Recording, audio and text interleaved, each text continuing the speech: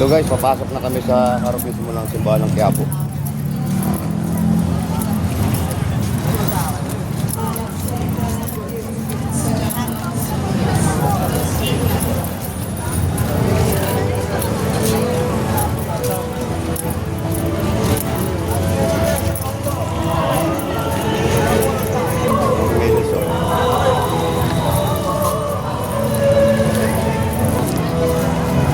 Guys, nasa harap na ako kami ng simbahan ng Quiapo.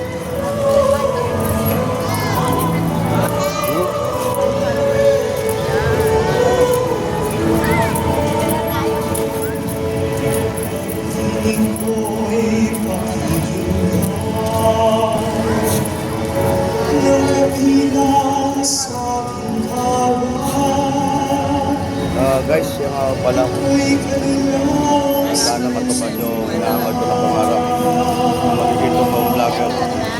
Sana mahal na sarili sinusubuhay ko. Sana naman kayo matulungan ng pamilya ko.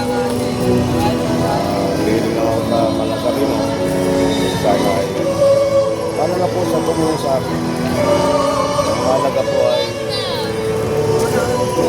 matulungan ko ako.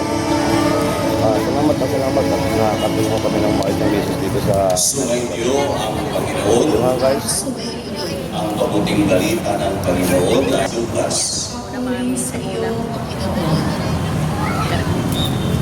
Noong panahon iyon, sinabi ni Jesus sa kaniyang mga alagad, "Naparito ako upang magdala ng apoy sa lupa at sana'y napagningas na ito.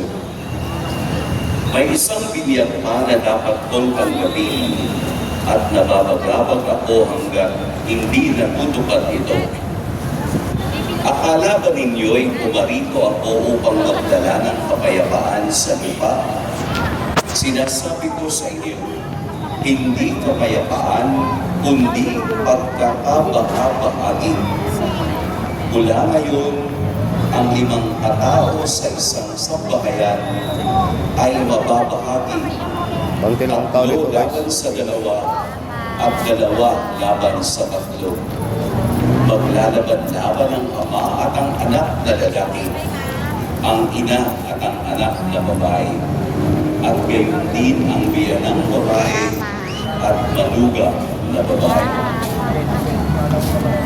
Mga kapatid, ang mabuting balita. Guys, may nangihingi na kawawa na may matanda. Kahit 10 piso, okay na yun. Magandang umaga po sa lahat.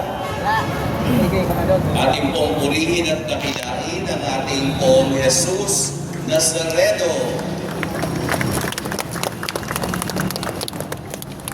Huwag po kayong magugulat sa ating ebanghelyo. Ito po ay mayroong konteksto at para maunawaan natin ang salita ni Jesus sa Ebanghelyo, mayroon pong 2 bagay na dapat tayong tandaan. Una ay ang